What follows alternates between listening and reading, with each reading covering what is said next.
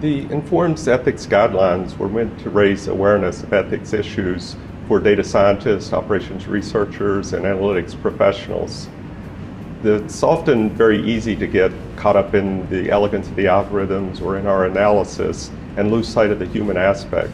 So we really just want people to be aware of the impact of their work.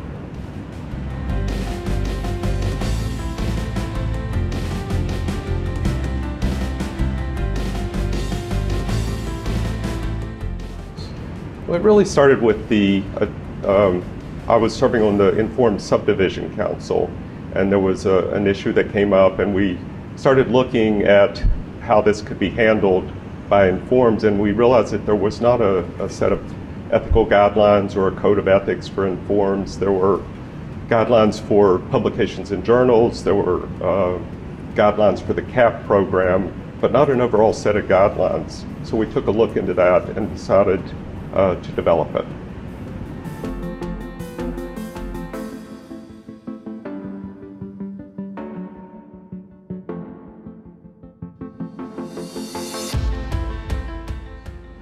Well, we looked at codes of ethics and we looked at ethical guidelines, and a code of ethics really meant that you had to enforce it, that if you were a member of Informs, then you would have to abide by that code of ethics, and if you didn't abide by it, then that implied that there would have to be some kind of an action taken. And we really didn't want to be in a situation that we had to be disciplining members of Informs, and we really wanted something that was more for education purposes and just to raise awareness.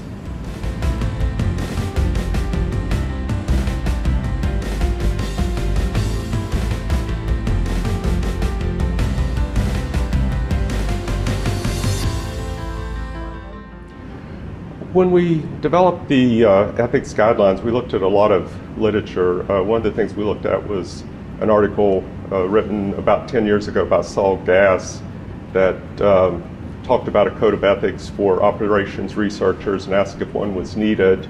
He concluded that one was. We looked at the American Statistical Association. We looked at other professional societies, and we drew information from those. One of the ones that was useful for us was the Operational Research Society in the UK. We liked the way that theirs was designed. It wasn't entirely aspirational as ours was. They had something in there, about not taking a bribe, and you don't aspire to not take a bribe. So we didn't, just copy what they had, but we certainly drew ideas from it.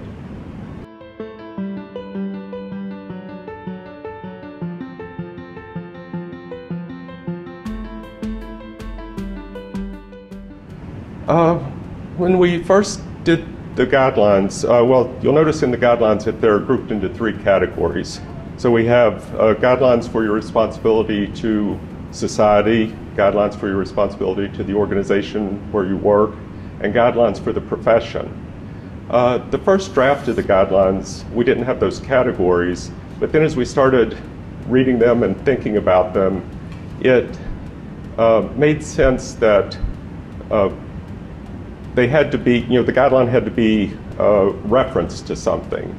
So if you are going to be forthcoming, then why are you being forthcoming? You're not being forthcoming to yourself, you're being forthcoming on behalf of society.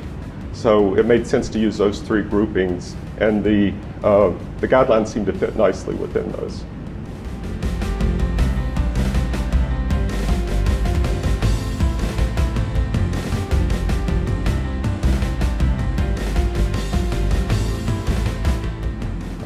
The feedback I've gotten on the guidelines has been very positive. They are written very generally, and I think that they've held up very well. I haven't had anyone come up to me and say that you missed something. Before we finalized the guidelines, we did post it on Informs Connect so the entire membership could comment on it.